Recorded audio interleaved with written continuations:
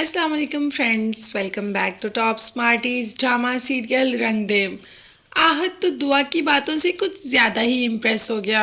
उसे जैसे ही इस बात का आइडिया हुआ कि दुआ अपनी माँ की शादी करवा रही है, तो उसने भी अपनी माँ से पूछ लिया कि बाबा के जाने के बाद कभी आपके जहन में ये ख्याल नहीं आया कि आप दूसरी शादी कर लें। अब माँ तो एकदम शॉक्ड हो जाती है कि कभी आहत ने ऐसी बात की नहीं, तो एकदम ऐसा क्या हुआ, क्या आहत ऐसी बात कर रहा है। अब माँ ने आहत को तो झाड़ दिया। अब कौन बताए कि आहत इस वजह से इम्प्रेस हुआ क्योंकि दुआ ने बताया कि वो अपनी माँ की शादी करवा रही है। इसीलिए आहत ने कहा कि एक बार अपनी माँ से भी पूछ लूँ। पर माँ ने आहत को अच्छी खासी बातें सुना दी और कहा कि ये तुम मुझसे किस किस्म की बातें कर रहे हो, तुम्हें ज़रा शर्म नहीं आ रही मुझसे ऐसी बातें करते। ये कहकर माँ तो नाराज़ होकर उठकर चली जाती है। दूसरी तरफ दुआ अपनी माँ के लिए रिश्ता ढूंढने में मशगूल हो गई। नुदरत को लोग देखने आते हैं, कोई क्या डिमांड करता है, कोई क्या, कोई कहता है ये घर उनके नाम लगवा दो, कोई कहता है 3 बच्चे हैं साथ दुआ को नहीं रखेंगे।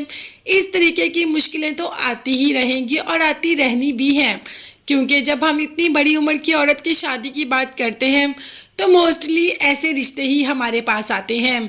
मगर सास ने कह दिया कि मुझे कोई बहुत अच्छा रिश्ता चाहिए, मुझे ऐसा रिश्ता नहीं चाहिए अपनी नुदरत के लिए जिसके पास कोई 3-4 बच्चे हों। कोई ऐसा रिश्ता चाहिए कोई एक बच्चा हो और नुदरत आराम से वहाँ पर ज़िंदगी गुजार सके।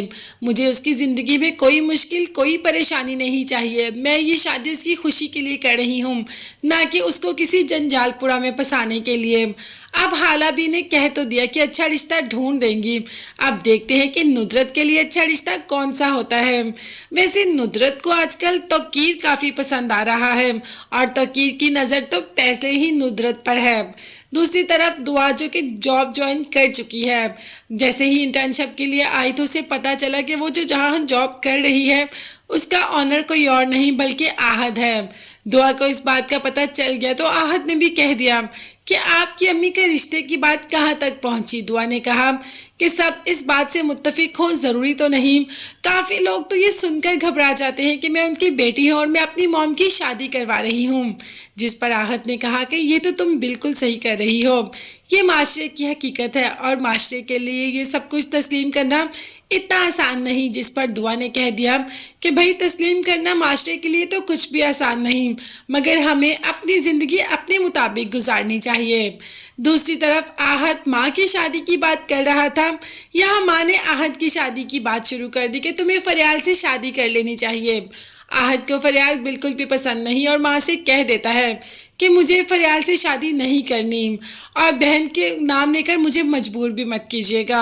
आप उनको अच्छी तरीके से समझा दें कि मुझे फरियाल जैसी लड़की से शादी नहीं करनी। आप देखते हैं कि आहत को तो दुआ जैसी लड़की से शादी करनी है, तो फरियाल का क्या होगा। तब तक के लिए चैनल को सब्सक्राइब कीजिएगा। नेक्स्ट वीडियोस तक के लिए अल्लाह हाफिज़।